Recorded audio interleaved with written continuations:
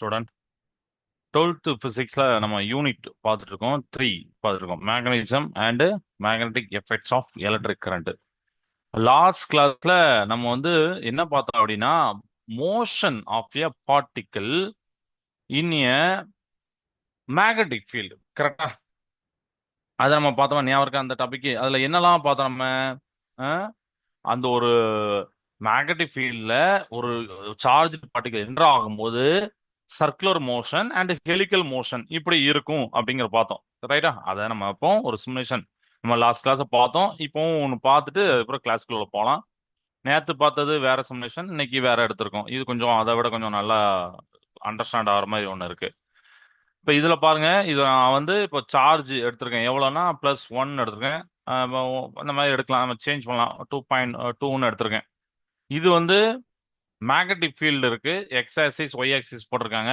Magnetic field அந்த cross போட்டிருக்காங்களா, அதுதான் magnetic field. அப்போ சார்ஜ் பார்ட்டிகல் இருக்கு. இப்போ சார்ஜ் பார்ட்டிகல் இருக்கும்போது நான் மேக்னெட்டிக் ஃபீல்டு ஆன் பண்றேன்னா என்ன நடக்கு அப்படிங்கிற பார்க்கலாமா? Right. So in this simulation you can play with the direction of magnetic field. அதை நான் ரிவர்ஸ் பண்ணி காமிப்பேன்.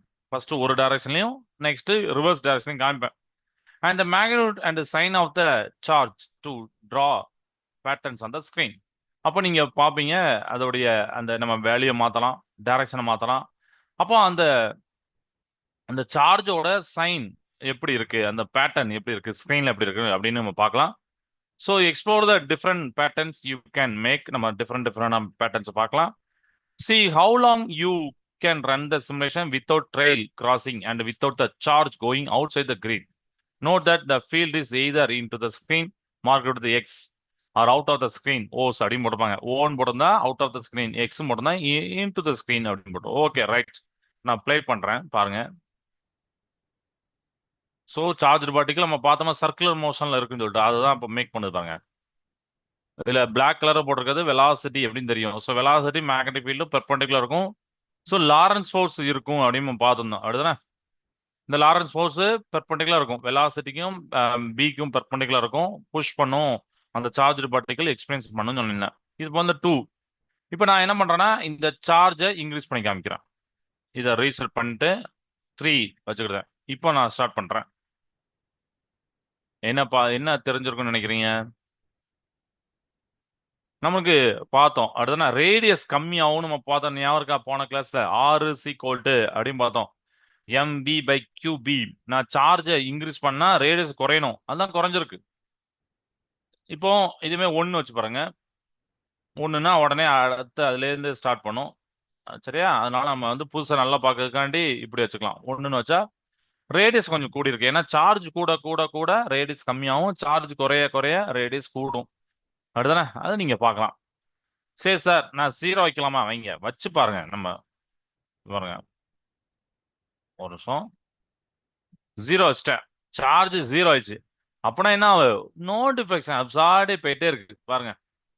அடுத்தானே ஏன்னா அது வேல்யூவே இல்லை, அப்ப அஃபெக்ட் ஆகாது. எக்ஸ்பீரியன்ஸ் பண்ணாதுல ஃபோர்ஸை எக்ஸ்பீரியன்ஸ் பண்ணனால தான் நம்ம சர்க்குலர் மோஷன் வருது, புஷ் பண்ணுது. அடுத்தானே இப்போ நெகட்டிவ்ல வைக்கலாமா சார்? எஸ், கண்டிப்பா வைக்கலாம். இப்போ பாருங்க, நான் -2ல வச்சுக்கிட்டா ஓகே. இப்போ -2 வச்சுக்கிட்டு ப்ளே பண்றேன். என்ன நடக்குன்னு பாருங்க. என்ன நடந்துச்சு? எஸ், ரிவர்ஸ் டைரக்ஷன்ல நடந்தது. அதாவது கிளாக் வைஸ் டைரக்ஷன் இப்ப நடக்கு. போன தடவை ஆன்டி கிளாக் வைஸ் பார்த்தோம், இப்ப கிளாக் வைஸ் பார்த்தோம். அவ்வளவுதான். ஸோ இந்த டைரக்ஷன்ஸ் மாறுது. ஸோ இப்போ நீங்க நெகட்டிவ் சார்ஜ் வைக்கிறீங்கன்னா, எலக்ட்ரான் வைக்கிறீங்கன்னா, மேக்னெட்டிக் ஃபீல்ட்ல கிளாக் வைஸ் டைரக்ஷன்ல ரொட்டேட் ஆகுது, சர்க்குலர் மோஷனை மேக் பண்ணுது. நம்ம அதெல்லாம் பார்த்துட்டு இருந்தோம்.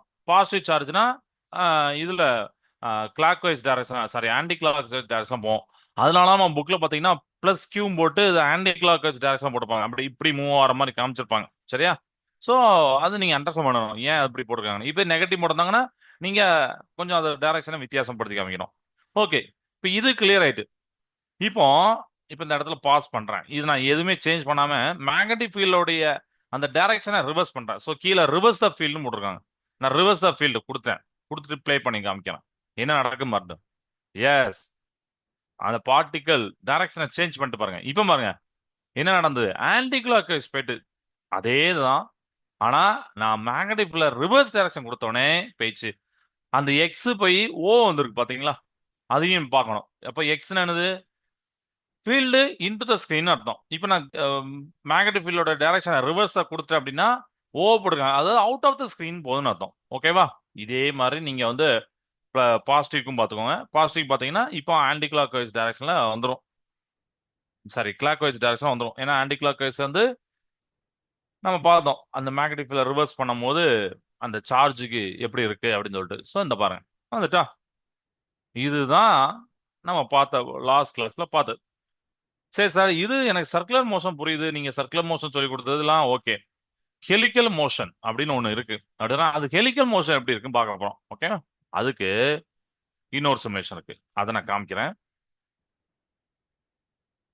ஸ்கிரீன் அப்பப்போ இதாவது ஒரே நிமிஷம்.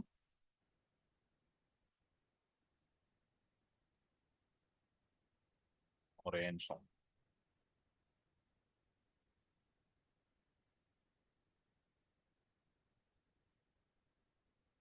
இப்போ உங்களுக்கு ஷேர் பண்றேன். இதுல பாருங்க. இதுல இப்ப நான் சொல்லக்கூடிய பாயிண்ட அப்படியே நோட் பண்ணிக்கோங்க. சொல்லக்கூடிய பாயிண்ட அப்படியே நோட் பண்ணிக்கோங்க. இதுல என்னன்னா நம்ம வந்து ஃபர்ஸ்ட் த்ரீ ஆக்சிஸ நம்ம பண்ணிருக்கோம். அதாவது எக்ஸ் ஒய் இசட் அப்படின்னு த்ரீ ஆக்சிஸ் இருக்கு. சரியா? இந்த த்ரீ ஆக்சிஸ் என்ன பண்ணுதுன்னா நமக்கு வந்து சார்ஜ்டு பார்ட்டிகளுக்கு நம்ம வைக்க போறோம். அந்த ஆக்சிஸ்ல நம்ம சார்ஜ்டு பார்ட்டிகளை உள்ள என்டர் பண்ண போறோம். மேக்னெட்டிக் ஃபீல்டு இருக்கு. நீங்க பார்க்கக்கூடிய அந்த எல்லோ கலர் லைன்னா யூனிஃபார்மான மேக்னெட்டிக் ஃபீல்டு தான் அது காமிச்சிருக்காங்க. ஸோ யூனிஃபார்மான மேக்னெட்டிக் ஃபீல்ட் போயிட்டே இருக்கு. ஓகே, இப்போ நான் என்ன பண்றேன்னா கீழே பாருங்க, அதுல என்னெல்லாம் போட்டிருக்காங்க. கீழே என்னெல்லாம் இருக்கு? மேக்னெட்டிக் ஃபீல்டு இருக்கு, 1.6 இருக்கு, சார்ஜ் இருக்கு. கரெக்டா? எக்ஸ் ஒய் இசட் எல்லாமே இருக்கா? ஓகேவா? ரைட். இப்போ இப்போ நான் என்ன பண்றேன்னா இந்த எக்ஸ் ஒய் இசட்ல மட்டும் பாருங்க. மேக்னெட்டிக் ஃபீல்டு 1.6, எக்ஸ் ஒய் இசட்ல எக்ஸ்ல ஒரு 1000 அப்படின்னு வச்சுக்கிறேன். சரியா? ஒய்ல ஒரு 1000 வச்சுக்கிறேன். 10,000. இசட்ல நான் ஜீரோன்னு வச்சுக்கிறேன். இப்போ இப்படி வச்சுக்கிட்டு சார்ஜை வந்து நான் 2 அப்படின்னு வச்சுக்கிறேன். வச்சுக்கிட்டு இப்போ ஸ்டார்ட் பண்றேன். என்ன நடக்கும் மட்டும் பாருங்க. ரொம்ப ஸ்பீடா போயிடும். அப்ப நம்ம அதுக்கு என்ன பண்ணலாம்னா கொஞ்சம் கம்மியா பார்க்கக்காண்டி ஒரு ஒரு 10 அந்த மாதிரி வச்சுக்கிட்டோமா? ஓகே, இப்போ பாருங்க என்ன நடக்குன்னு மட்டும் பாருங்க. என்ன நடந்துச்சு?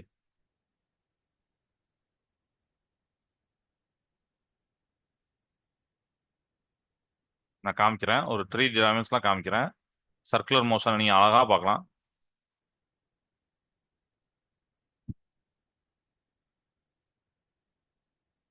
தெரியுதா உங்களுக்கு? சர்க்குலர் மோஷன் தெரியுதா? அப்போ அந்த சார்ஜ் பார்ட்டிகல் சர்க்குலர் மோஷன் இப்பதான் நம்ம அந்த சிமுலேஷன் பார்த்தோம். அதே தான் நம்ம ப்ரூவ் பண்ணிருக்கோம். ஓகே ரைட்டு, ஆமா சர்க்குலர் மோஷன்ல சுத்துது அப்படின்னு சொல்லிட்டு. சார் ஹெலிகல் மோஷனுக்கு இதை இன்னும் கொஞ்சம் நான் வந்து அப்படியே கொஞ்சம் ஒரு பொசிஷன் கொண்டு போனா அழகா இன்னும் கொஞ்சம் பார்க்கலாம்.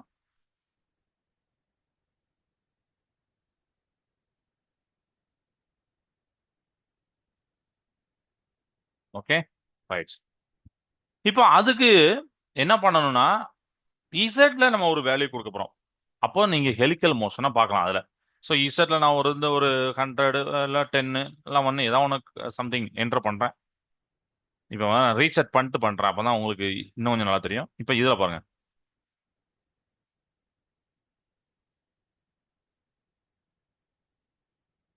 இதுதான் ஹெலிக்கல் மோஷன். ஹெலிக்கல் மோஷன் வந்துட்டு பாருங்க. நம்ம புக்ல போட்டிருக்காங்களா? அதே வந்துட்டா? புரியுதா?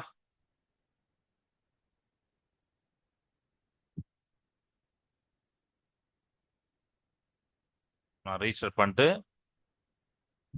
திருப்பியும் ஒரு வேலையில வச்சு காமிக்கிறேன்.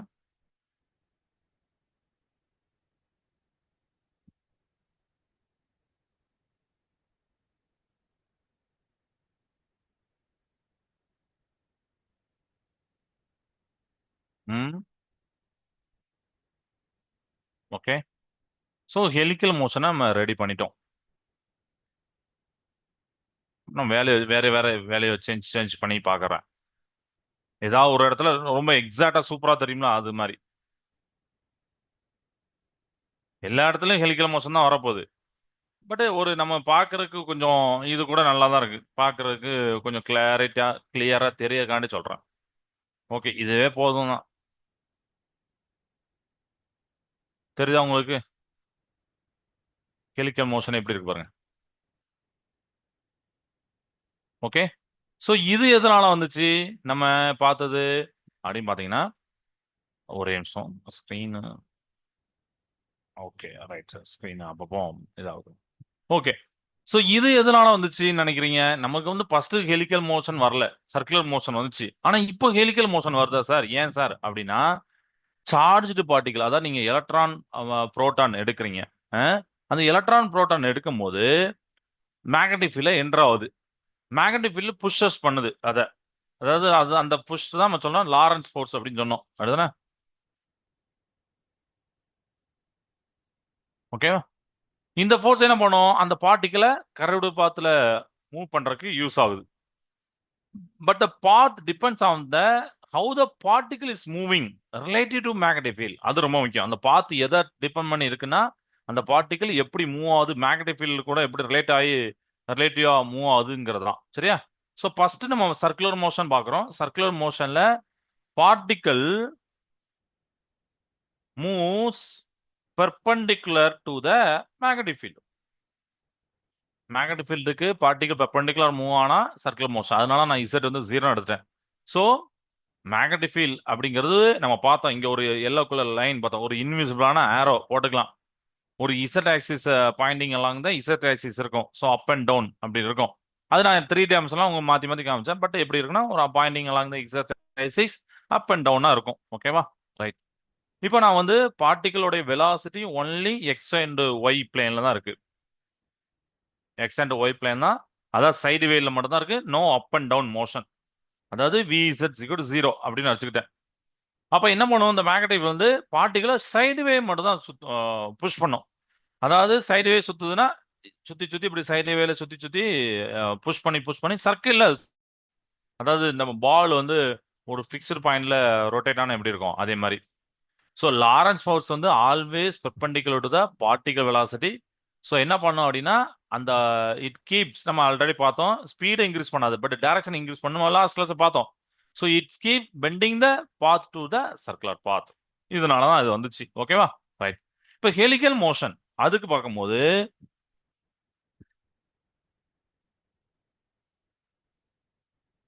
ஹெலிக்கல் மோஷன் அப்படி பார்க்கும்போது particle has component along the magnetic field. அதான் அலாங் தான் பேரல் சொல்லலாம்ல. ஸோ அதோட காம்பனன்ட் எப்படி இருக்குன்னா அலாங் த மேக்னெட்டிக் ஃபீல்ட். போன இது பெர்பெண்டிகுலர், இது வந்து அலாங் த மேக்னெட்டிக் ஃபீல்ட். அதாவது வி இஸ் கூட நாட் ஈக்குவல் டு 0 அப்படின்னு போட போறோம். ஏன்னா அந்த பார்ட்டிகளுக்கு சம் வெலாசிட்டி இருக்கு அலாங் த இசட் ஆக்சிஸ். சரியா? Along the magnetic field. அப்போ இந்த திங்ஸ் வேற. எக்ஸ்ஒய் பிளேன்ல சம் வெலாசிட்டி இருக்கும். ஆனா அது இன்னும் என்ன பண்ணும்னா சர்க்கிள் தான் மூவ் பண்ண வைக்கும். But velocity along the Z axis என்ன பண்ணும் அப்படின்னு பார்த்தீங்கன்னா மேக்னெட்டிக் ஃபீல்டால அஃபெக்ட் ஆகுது. ஸோ அந்த பார்ட்டிகல் ஸ்ட்ரெயிட்டா மூவ் ஆகும்.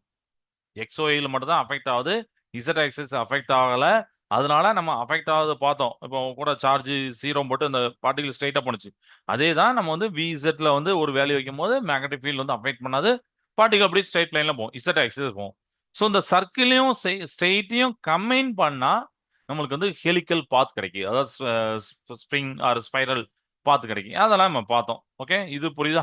ஸோ அதனால நம்ம v z 0 v is not equal to 0 அப்படின்னு வச்சு நம்ம பண்ணி பார்த்தோம். ஓகே. ஸோ இதெல்லாம் லாஸ்ட் கிளாஸ் பண்ணது. இன்னைக்கு வேற 2 சிமுலேஷன் பார்த்து வச்சிருந்தேன். அதனால தான் இதை எடுத்தேன். இந்த சிமுலேஷன் இப்போ நம்ம லாஸ்டா பார்த்த இந்த 3D டைமென்ஷன் நேத்து வரவே இல்லை. ரொம்ப ரொம்ப கஷ்டப்பட்டுச்சு. இன்னைக்கு தான் அந்த இது 3D டைமென்ஷன் சூப்பரா வந்திருக்கு. அதனால இன்னைக்கு ரெடி ஆயிடுச்சு. Okay, right. இன்னைக்கு நம்ம பார்க்க போற டாபிக் சைக்ளோட்ரான். இன்னைக்கு இதுல சைக்ளோட்ரான் அப்படின்னா இதுக்கு முன்னாடி நம்ம இந்த வார்த்தையை மேபி கேள்விப்பட்டிருப்போம். அடுத்துனா நியூக்ளியர் பிசிக்ஸ்ல ஒரு இம்பார்ட்டன்டான ஒரு டிவைஸ் பாத்தீங்கன்னா சைக்ளோட்ரான். நியூக்ளியர் பிசிக்ஸ்ல நமக்கு யூஸ் ஆகும். இந்த சைக்ளோட்ரான்லாம் எப்படி இருக்குன்னா, நீங்க பார்த்துப்பீங்க.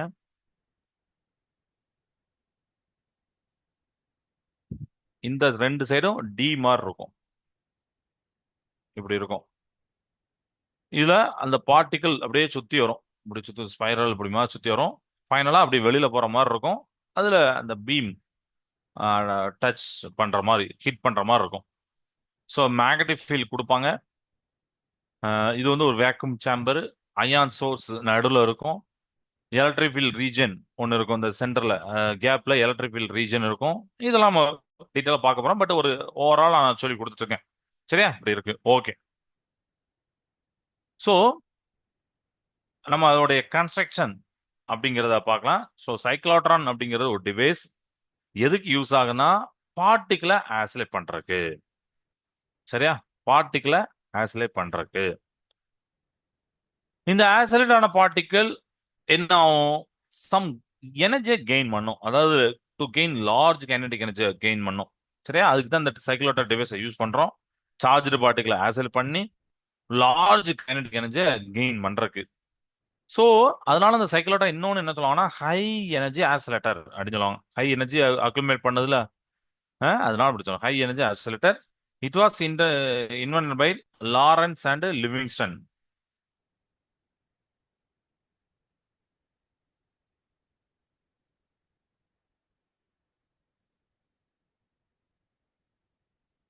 லாரன்ஸ் அண்ட் லிவிங்ஸ்டன் இன் 1934ல இதை பண்ணியிருப்பாங்க. Okay, right. ஒரு சார்ஜ் பார்ட்டிக்கல் மேக்னெட்டிக் ஃபீல்டுக்கு பெர்பெண்டிகுலர் மூவ் ஆகும்போது என்ன நடக்கும், நம்ம எவ்வளவு நேரம் பார்த்ததான் அந்த பிரின்சிபல். அதாவது சைக்ளோட்ரானோட பிரின்சிபல் என்ன அப்படின்னு கேட்டாங்கன்னா ஈஸியான பிரின்சிபல். ஒரு சார்ஜ் பார்ட்டிக்கல் மேக்னெட்டிக் ஃபீல்டு கூட பெர்பெண்டிகுலர் மூவ் ஆனா என்ன நடக்கும்னா இவ்வளவு நேரம் நம்ம தான் பார்த்தோம், சர்க்குலர் மோஷன் சுத்தும், சர்க்குலர் மோஷன். அண்ட் அதுல லாரன்ஸ் ஃபோர்ஸ் எக்ஸ்பீரியன்ஸ் ஆகும். கரெக்டா, இதை தான் நம்ம பார்த்தோம். when a charged particle moves perpendicular to the magnetic field, along the magnetic field, அதோட component along the magnetic field நம்ம ஹெலிகல் பார்த்து பார்த்தோம். But perpendicular to the magnetic field அப்படி பார்க்கும்போது it experience a magnetic Lorentz force. கிளியரா? Okay, right. இப்போ construction பார்க்கலாம்.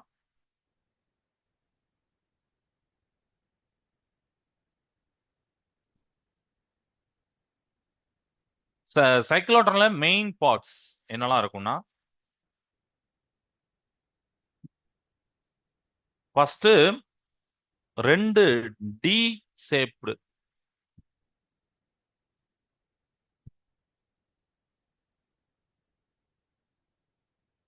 Hollow metal containers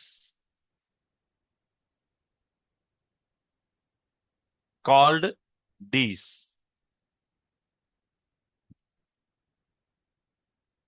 ஏன்னா அது டி மாதிரி இருக்கும். இப்போ நம்ம பார்த்தோமா, இது ஒரு டி, இது ஒரு டி அப்படின்னு இருக்கும், அதனால அப்படி சொல்லுவோம். ரெண்டு ஹாலோவான டி ஷேப்டு மெட்டல் கண்டெய்னர் இருக்கும், இதுதான் டீஸ் அப்படின்னு சொல்லுவாங்க. இந்த ரெண்டும் ஒரு வேக்யூம் சேம்பர்ல வச்சிருப்பாங்க. நான் ஆல்ரெடி சொன்னோம்னா இது வந்து வேக்யூம் சேம்பர்ல இருக்கும்.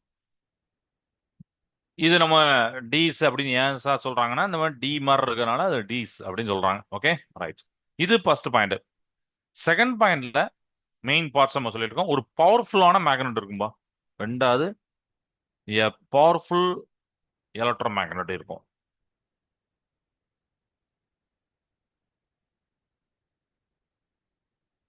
பவர்ஃபுல் எலக்ட்ரோ மேக்னெட் இருக்கும். இந்த எலக்ட்ரோ மேக்னெட் எப்படி இருக்கும்னா is placed above and below the dees. சரியா, டீஸ்க்கு மேலையும் கீழையும் இருக்கும்.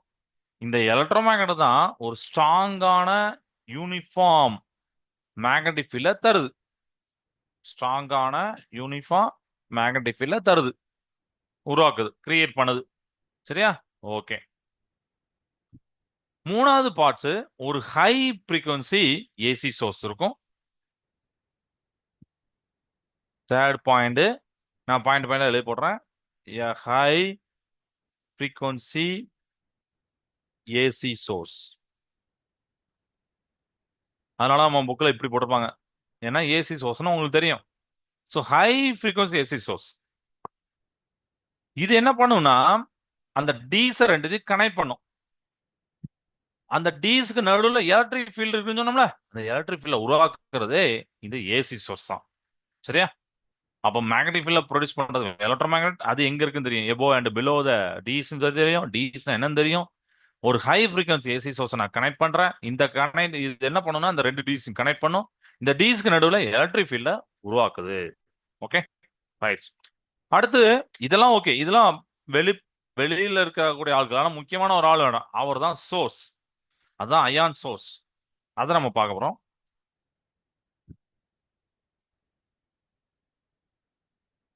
ஃபோர்த் பாயிண்ட் வந்து அயான் சோர்ஸ்.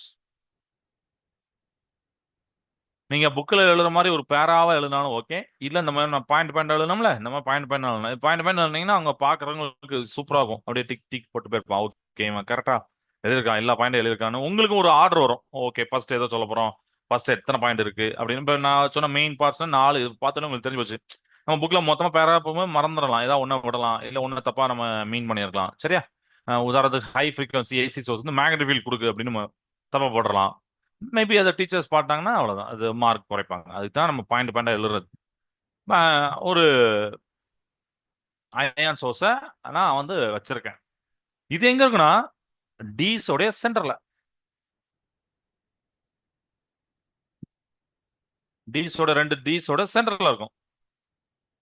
இதுதான் நாம ஆசெட் பண்ண வேண்டிய சார்ஜ்டு பார்ட்டிகளை ப்ரொடியூஸ் பண்ணுது. சரியா? எந்த சார்ஜ்டு பார்ட்டிகள் நீங்க ப்ரொடியூஸ் பண்ணணுமோ, ஆசலேட் பண்ணணுமோ அதை ப்ரொடியூஸ் பண்ணும். சரியா? புரியுதா? அப்ப யாரு யூஸ் ஆகுதா? சோர்ஸ் தானே, அயன் சோர்ஸ் தானே. அது வந்து டீஸுக்கு சென்டர்ல இருக்கும். சரி, இப்போ கன்ஸ்ட்ரக்ஷன் புரிஞ்சிச்சு சார். அடுத்து நான் என்ன சார் பார்க்கணும்? ஒர்க்கிங் பார்க்கணும். எப்படி ஒர்க் பண்ணுன்னு பார்க்கலாமா? ஓகே. இந்த சைக்ளோட்ரான் ஆப்ரேஷன் அதோடைய அந்த ஒர்க்கிங் எப்படின்னா ரெண்டு கீ பிரின்சிபல்ஸ் அதுல இம்பார்ட்டன்ட். நான் எப்படி போட போறேன்னா working based on two key principles. என்னன்னா ஃபர்ஸ்ட் ஒன்னு a charged particle moving perpendicular to a magnetic field follows a circular path. Already இந்த பாயிண்ட் நமக்கு ஃபுல்லா தெரியும், நல்லா தெரியும். அப்படிதானே? ரெண்டாவது பாயிண்ட், ஃபர்ஸ்ட் பாயிண்ட் எக்ஸ்பிளைன் பண்ணிடுறேன், அப்புறம் ரெண்டாவது பாயிண்ட் போறேன். ஒரு சார்ஜ் பார்ட்டிக்கல் மேக்னெட்டிக் ஃபீல்டுக்கு ஏற்கனவே சார்ஜ் பார்ட்டிகல் மூவ் ஆகுது, மேக்னெட்டிக் ஃபீல்டு பெர்பெண்டிகுலர் மூவ் ஆனா it follows a circular path. இது ஒரு பிரின்சிபல். ரெண்டாவது, a charged particle is accelerated when it passes through an electric field. அதாவது இதோட மீனிங் என்னன்னா சார்ஜ் பார்ட்டிகல் எலக்ட்ரிக் ஃபீல்டு இருக்கக்கூடிய ரீஜியன்ல பாஸ் ஆகும் போது ஆக்சிலேட்டர் ஆகும். அதுல சர்க்கிள்ல சுத்தம், இதுல ஆக்சிலேட்டர் ஆகும். யோசிச்சு பாத்துங்க. So charge particle accelerator when it passes through the electric field. So electric field எங்க இருக்குன்னு தெரியும், மேக்னெட்டிக் ஃபீல்டு எப்படி இருக்குன்னு தெரியும். ஓகே. இப்போ சைக்ளோட்ரான்குள்ள என்ன நடக்குதுன்னா முதல்ல அயான் சோர்சஸ்ல இருந்து இந்த ரெண்டு பாயிண்ட் நீங்க ஞாபகம் வச்சுப்பீங்க.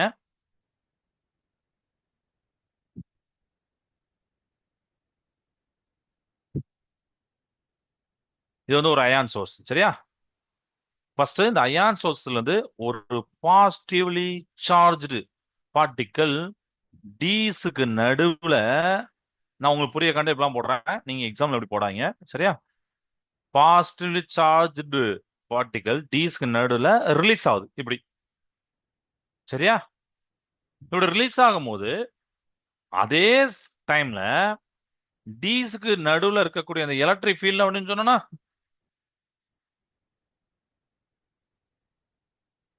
இந்த எலக்ட்ரிக் ஃபீல்டு என்ன பண்ணுவோம் அப்படின்னா ஒரு டிய நெகட்டிவாவும் இன்னொரு டிய பாசிட்டிவாவும் மாத்துது. சரியா? அத்த டைம்ல இதே சமயத்துல அந்த பாசிட்டிவ் சார்ஜ் பார்ட்டிகல் ரிலீஸ் ஆகிற அதே டைம்ல இந்த எலக்ட்ரிக் ஃபீல்ட் என்ன பண்ணா ஒரு இதை பாசிட்டிவ் ஆகும், ஒரு இதை நெகட்டிவ் ஆகும். நான் சும்மா நெகட்டிவ் பாசிட்டிவ் போட்டிருக்கேன். நம்ம புக்லயும் நீங்க இப்படி போட மாட்டாங்க, நீங்க எக்ஸாம்லயும் போடக்கூடாது. சரியா? ஏன்னா உங்களுக்கு புரியக்காண்டி இது ஒரு இது பாசிட்டிவா இருக்கலாம், இது நெகட்டிவ் இருக்கலாம், இது பாசிட்டிவ் இருக்கலாம், இது நெகட்டிவ் இருக்கலாம். அதனால நம்ம வந்து எனி ஒன் டி அப்படின்னு சொல்றோம். ஸோ ஏதோ ஒரு டி வந்து நெகட்டிவா தான், இன்னொரு டி பாசிட்டிவா இருக்கும். ஸோ ஏன் அது இருக்கணும் அப்படின்னு பாத்தீங்கன்னா, அட்ராக்ட் பண்றதுக்கு, சார்ஜ் பார்ட்டிகளை அட்ராக்ட் பண்றதுக்கு. புரியுதா? சார்ஜ் பார்ட்டிகல் நெகட்டிவ் சார்ஜ் இப்ப பி இதை நான் வச்சிருக்கேன்னு வச்சுக்கோங்களேன். ஏன்னா இது பாசிட்டிவ் நெகட்டிவ் நோக்கி தானே அட்ராக்ட் ஆகும். ஸோ உடனே அப்படி இப்படி போறாரு, நெகட்டிவ்ல அட்ராக்ட் ஆகி உள்ள அப்படியே போகுது. உள்ள நெகட்டிவ் எலக்ட்ரிக் ஃபீல்டு இல்ல, வெளியில மட்டும்தான் எலக்ட்ரிக் ஃபீல்டு. அதனால அவரும் அட்ராக்ட் பண்ணி இது வரைக்கும் போறாரு. ஆனா உள்ள பாத்தீங்கன்னா எலக்ட்ரிக் ஃபீல்டு இல்ல. Already I told you.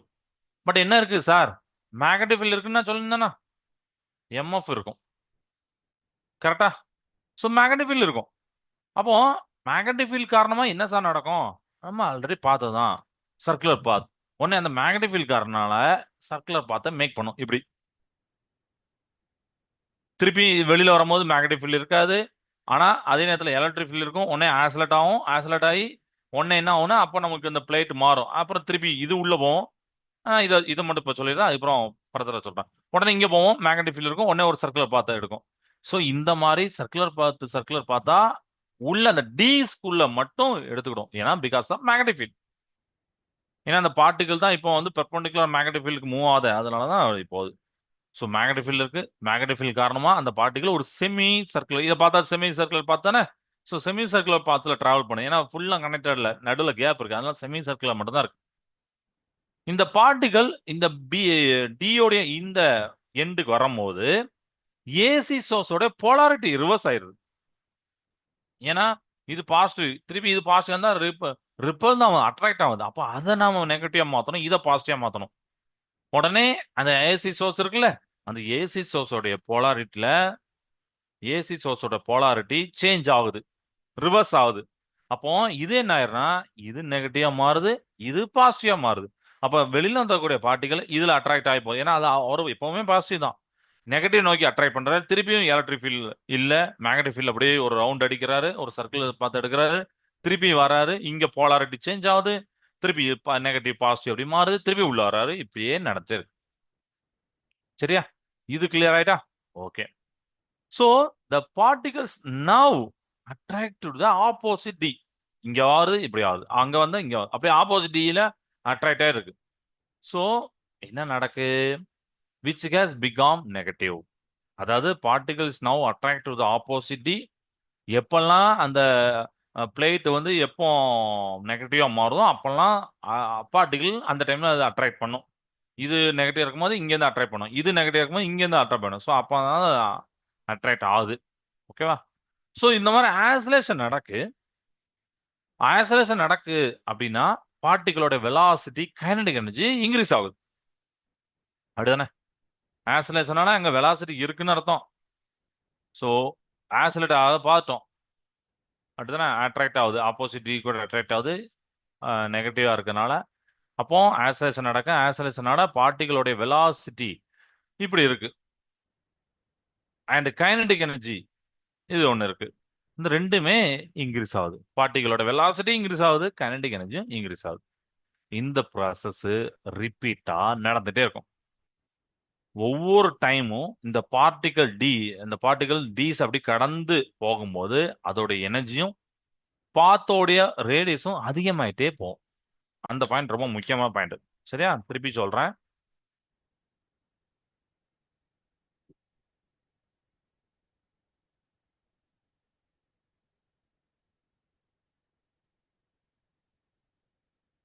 சரியா? இந்த ப்ராசஸ் ரிப்பீட் ஆயிட்டு இருக்கும்.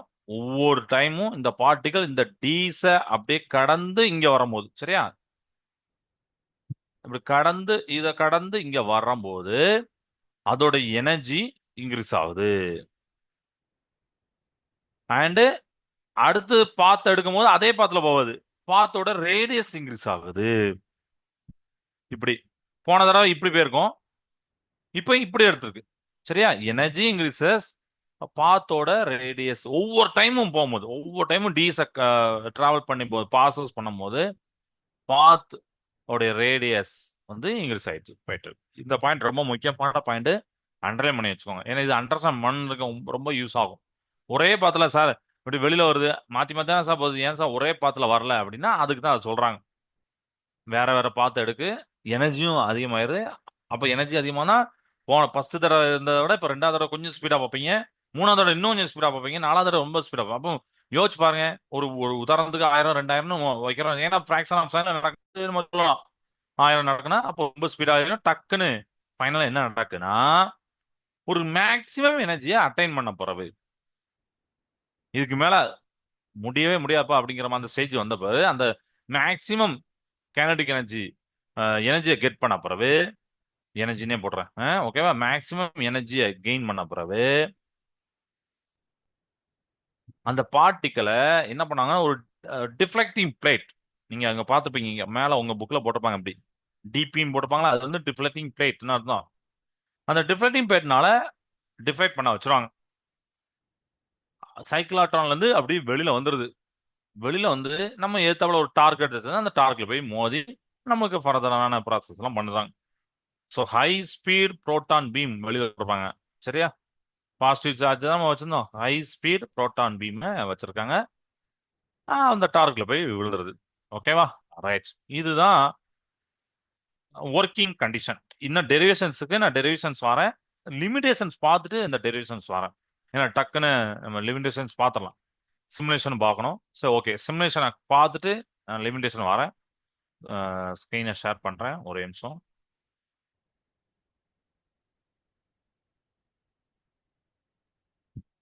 ஒரு நிமிஷம் தான்.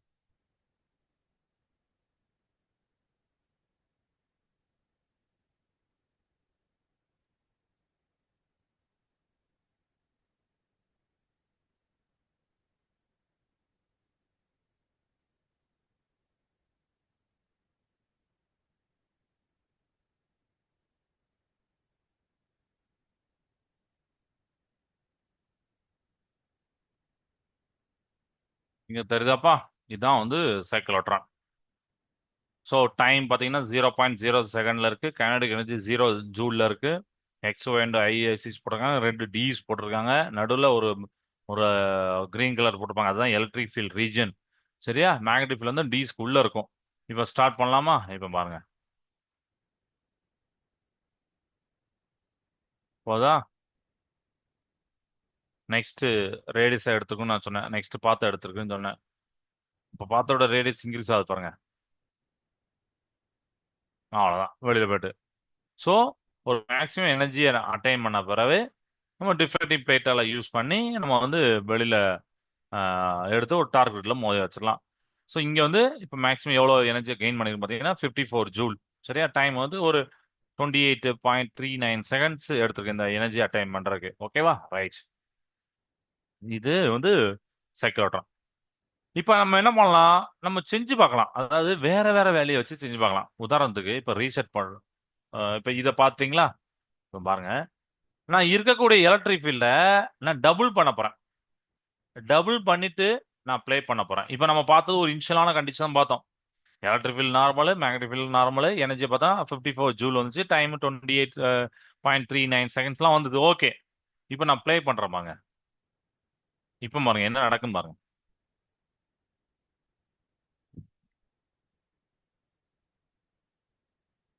அவ்வளவுதான், ஒரு ரெண்டே ரெண்டு மூணு சர்க்கிள் தான் மேக் பண்ணுச்சு, ஆனா ஜூல் கூடி இருக்கு பாருங்க, கைனடிக் எனர்ஜி கூடி இருக்கு பாருங்க. சரியா, ஏன்னா ஆசலேஷன் ரொம்ப ஸ்பீடா நடந்திருக்கு, எலக்ட்ரிக் ஃபீல்ட் நீங்க அந்த அளவுக்கு அதிகமா கொடுத்துருக்கீங்க. டபுள், ஃபர்ஸ்ட் இருந்தது கூட இப்போ டபுள் கொடுத்துருக்கீங்க, 8 இருந்தா 64 அந்த அளவுக்கு கொடுத்துருக்கீங்க. அப்போ 60 ஜூலா அப்போ மாறி இருக்கு. இப்போ எலக்ட்ரிக் ஃபீல்டோட இம்பார்ட்டன்ஸ் தெரிஞ்சு போச்சா? சரி, இதே மாதிரி மேக்னெட்டிக் ஃபீல்ட் பார்க்க போறோம். எப்படின்னா கீழே இருக்கா double the magnetic field, reset பண்ணிக்கிறேன். ரீசெட் பண்ணிட்டு நான் ஒரிஜினல் வச்சுக்கிறேன். இப்போ எலக்ட்ரிக் ஃபீல்ட் வேண்டாம், மேக்னெட்டிக் ஃபீல்ட மட்டும் டபுளா கொடுக்குறேன். டபுளா கொடுக்குறேன். இப்போ ஸ்டார்ட் பண்றேன், நீங்களே பாருங்க என்ன நடக்குன்னு பாருங்க.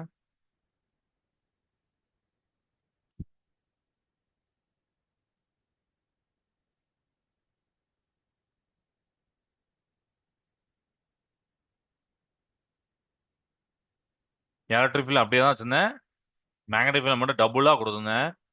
நீங்க நிறைய சர்க்கிள் அந்த செமி சர்க்குலர் பார்க்கலாம். ஏன்னா மேக்ஸிமம் எனர்ஜி அட்டைன் ஆகிற வரைக்கும் இது நடந்துட்டே இருக்கும். இன்னும் ஒரு ஒரு சர்க்கிள் இன்னொன்னு வந்துருமா? ஓகே, வெளியில போயிடுச்சு. எஸ். இப்போ பாருங்க, 202 ஜூல் கெயின் பண்ணிருக்கு. கிட்டத்தட்ட ஒரு டைம் வந்து 50 செகண்ட். கொஞ்சம் இல்ல ஒரு 2 செகண்ட் கழிச்சாலும் ஒரு 50 செகண்ட் வந்துட்டு. இப்போ இதை நீங்க பாத்தீங்க. அப்போ எலக்ட்ரிக் ஃபீல்டு, மேக்னெட்டிக் ஃபீல்டு ரொம்ப இம்பார்ட்டன்ட். அது என்னெல்லாம் நடந்தது, அதை ஆன் பண்ணும்போது என்ன, டபுள் பண்ணும்போது என்ன நடந்தது, எல்லாத்தையும் நான் உங்களுக்கு காமிச்சிட்டேன். கிளியரா இருக்கா? சைக்ளோட்ரான் உங்களுக்கு கிளியரா இருக்கா? ஓகே.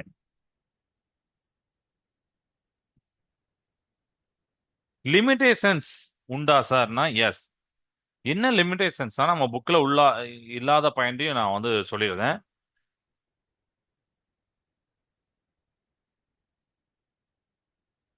ஃபர்ஸ்ட் சைக்ளோட்ரான் வந்து மேஜர் லிமிடேஷன் என்னன்னா ரிலேட்டிவிஸ்டிக் எஃபெக்ட். ரிலேட்டிவிஸ்டிக் எஃபெக்ட், அதாவது ஐன்ஸ்டீன் சொல்லுவார்ல, ஒரு பார்ட்டிகளோட வெலாசிட்டி ரொம்ப ரொம்ப அதிகமாகும் போது ஐன்ஸ்டீனோட தியரி படி ரிலேட்டிவிட்டிக்கு உட்பட்டு அது மாறும். அப்போ மாஸ் டிகிரிஸ் ஆக ஆரம்பிச்சிரும். அப்போ பார்ட்டிகளோட மாஸ் மாஸ் இன்க்ரீஸ் ஆக ஆரம்பிச்சிடும். மாஸ் இன்க்ரீஸ் ஆக ஆரம்பிச்சிடும். ஸோ மாஸ் இன்க்ரீஸ் ஆகுனா அதோட சர்க்குலர் ஃப்ரீக்வன்சி குறையும். அதுதான் மாஸ் இன்க்ரீஸ் ஆகும்போது சர்க்குலர் ஃப்ரீக்வன்சி குறையும். இந்த ஃப்ரீக்வன்சி என்ன பண்ணுன்னா அந்த பார்ட்டிகளை லைக் அந்த ஏசி சோர்ஸ் கூட சிங்க்ரோஸ் ஆகாம ஒரு மாதிரி ஃபாலோ அவுட் பண்ணும். அப்போ நம்மளால அந்த பார்ட்டிகளை நம்ம எக்ஸ்பெக்ட் பண்ண லெவலுக்கு ஆன்சர் செய்ய முடியாது. இது வந்து நடக்கும். அடுத்தானே லிமிடேஷன்ஸ்ல நம்ம என்ன பார்க்குறோம்? பார்ட்டிகல் இப்படி ரொம்ப ஸ்பீடாக போகுது, மாஸ் இன்க்ரீஸ் ஆகும். மாஸ் இன்க்ரீஸ் ஆனால் சர்க்குலர் ஃப்ரீக்வன்சி குறையும். சர்க்குலர் ஃப்ரீக்வன்சி குறைஞ்சதுன்னா என்ன ஆகும்னா, this frequency change cause the particle to fall out of synchronism with AC source. AC சோர்ஸுக்கு இருக்க அந்த ஃப்ரீக்வன்சி சிங்க்ரன்ஸ் கூட இது ஆகாது. அதனால நம்ம எக்ஸ்பெக்ட் பண்ற அளவுக்கு ஆக்சலேட் பண்ண முடியாது. அதனால தான் இதுக்கு இன்னொரு அட்வான்ஸ்டு வெர்ஷன் வந்திருக்கும், சிங்கோட்ரான் அப்படிங்கிறது. சிங்க்ரோ சைக்ளோட்ரான் அப்படின்னு சொல்லுவாங்க. ஸோ சிங்க்ரோட்ரான் அப்படின்னு கூட சொல்லுவாங்க. அண்டு ஐசோ கொரோனஸ் சைக்ளோட்ரான் அதுவும் நம்மளுக்கு உண்டு. But it remains a fundamental issue for the basic cyclotron model. சரியா? ஓகே. நம்ம புக்கில் என்னெல்லாம் கொடுத்துருப்பாங்கன்னா, ஸ்பீடை கொடுத்துருப்பாங்க. ஸ்பீட் ஆஃப் த அயான் வந்து லிமிட்டட் அப்படின்னு சொல்லுவாங்க. அப்போ இதுல உங்களுக்கே தெரிஞ்சு போச்சு, அந்த மாஸ் எல்லாமே எதுலையும் வருதுன்னு சொல்லிட்டு நம்ம வந்து ரொம்ப இன்க்ரீஸ் பண்ண முடியாது. ஒரு குறிப்பிட்ட ஸ்பீட் மட்டும் தான் பண்ண முடியும். அதுக்கு மேல நமக்கு நிறைய லிமிடேஷன்ஸ் வந்துருது. மூணாவது, இதை பார்த்தீங்கன்னா புரோட்டான் தான் நீங்க பண்ணீங்க, எலக்ட்ரான் பண்ண முடியாது. எலக்ட்ரான் பண்ணோம்னா அதுக்கு கான்செப்டே வேற ஆயிரும். சரியா? Cannot be oscillated and also uncharged பார்ட்டிகளையும் உங்களால பண்ண முடியாது. நியூட்ரானையும் பண்ண முடியாது. ஏன்னா அட்ராக்ட் பண்ணணும்ல, நியூட்ரான் அட்ராக்ட் ஆகாது. ஒரு இடத்துல உட்காந்துருப்பாரு, அவரையும் நம்ம பண்ண முடியாது. அப்போ புரோட்டான் மட்டும் தான் பெஸ்ட்.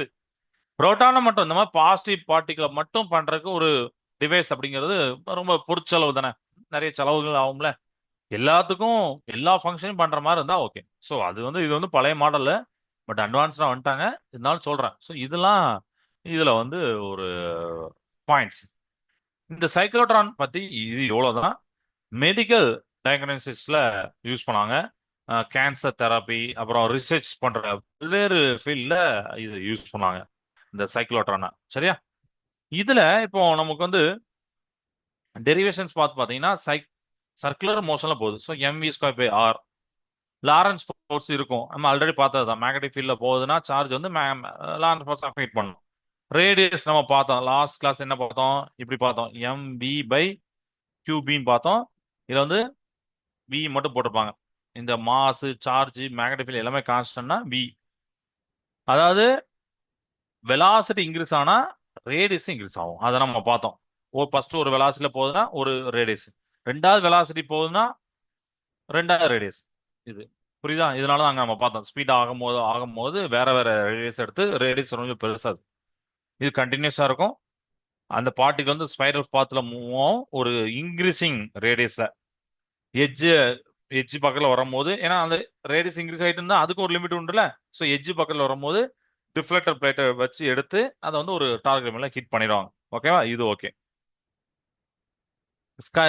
இம்பார்ட்டன்ட் கண்டிஷன் சைக்ளோட்ரான் பாத்தீங்கன்னா is that when the frequency f at which the positive ion circulates in the magnetic field must equal to the constant frequency of the electrical oscillator. அதாவது அந்த oscillator அப்படின்னு சொல்லக்கூடிய அந்த frequency QB நம்ம பார்த்தோம் போன class 2 π m அப்படின்னு சொல்லிட்டு.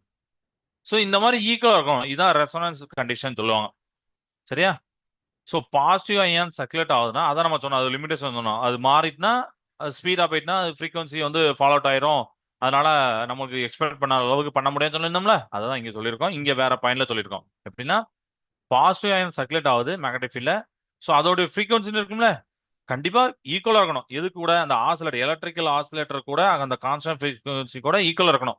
அதுதான் ரெசனன்ஸ் கண்டிஷன். ஸோ இந்த எஃப் ஆசிலேட்டர் QB 2 π m ஈக்குவலா இருக்கணும். ஃப்ரீக்வன்சி கிடைச்சாலே நம்ம வந்து டைம் பீரியட் பார்த்தலாம்.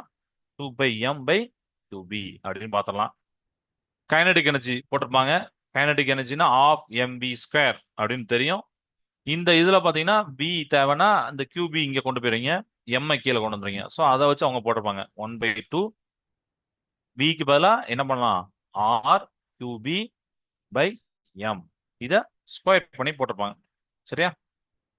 R², Q², B², அப்புறம் நமக்கு என்ன பண்ணலாம்னா இங்க ஒரு M வரும். இந்த M வந்து இதுல உள்ள M. ஸோ ஸ்கொயர் பண்ணி கேன்சல் பண்ணா நமக்கு வந்து கைனடிக் எனர்ஜி வந்துடும். ஸோ இதுதான் இந்த டாபிக்ல நம்ம பார்க்க வேண்டியது. ஓகேவா? ரைட்பா.